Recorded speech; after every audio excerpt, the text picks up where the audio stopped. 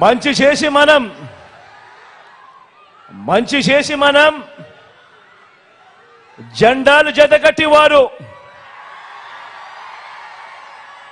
తలబడబోతా ఉన్న ఈ ఎన్నికల్లో ఆ పేదల వ్యతిరేకులను ఓడించి మనం చేస్తున్న ఇంటింటి అభివృద్ధిని సంక్షేమాన్ని కాపాడుకునేందుకు జరుగుతున్న మంచిని కొనసాగించేందుకు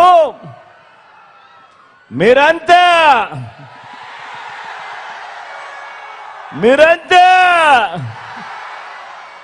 సిద్ధమేనా?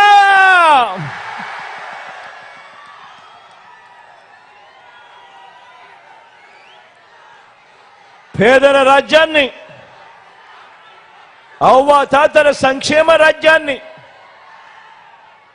రైతు రాజ్యాన్ని, మహిళా పక్షపాత రాజ్యాన్ని, పిల్లల అభివృద్ధి రాజ్యాన్ని అబద్ధాలతో, మోసాలతో, కుట్రలతో ధ్వంసం చేసేందుకు చంద్రబాబు కూటమి చూస్తోంది. అడ్డుకునేందుకు మీరంతా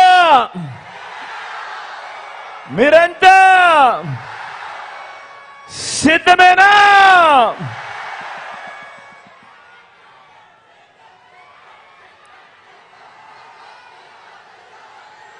జరగబోయేవి కేవలం ఎమ్మెల్యేలను, ఎంపీలను ఎన్నికలు మాత్రమే కావు.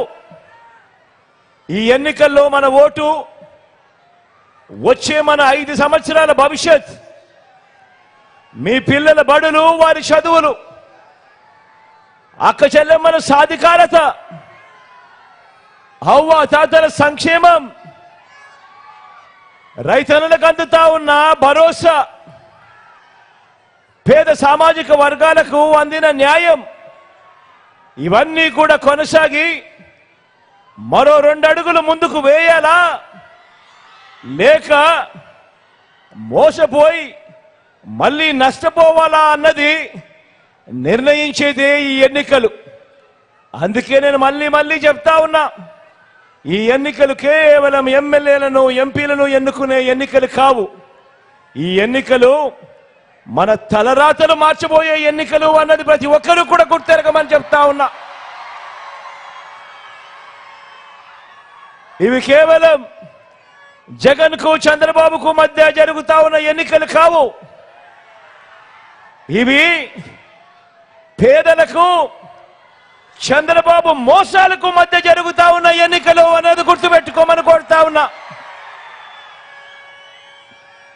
ఈ ఎన్నికల్లో మీ జగన్ది పేదల పక్షం, మీ బిడ్డది పేదల పక్షం. కాబట్టి మీ ప్రతి ఓటు మీకు మీరుగా, మీ కుటుంబం అంతా రాబోయే 5 సంవత్సరాలలో మీరు ఏ దారిలో నడవాలి అని నిర్ణయిస్తుంది. కాబట్టి కుటుంబం అంతా కలిసికట్టుగా కూర్చొని ఆలోచనలు చేసి ఓటు వేసేటప్పుడు నిర్ణయం తీసుకోమని కోరుతా ఉన్నా.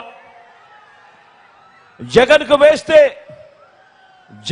వేస్తే జరుగుతా ఉన్న ఈ మంచంతా కూడా కొనసాగుతుంది.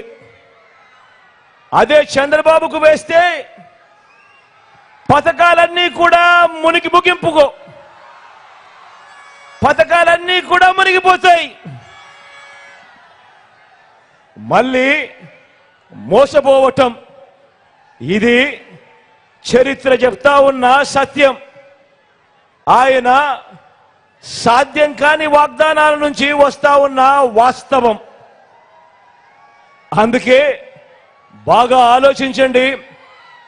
ఓటు వేసే ముందు ఎవరికి ఓటు వేస్తా ఉన్నాము, ఆ ఓటు వల్ల మనకు మంచి జరుగుతుందా, మనకు మంచి జరగదా అన్నది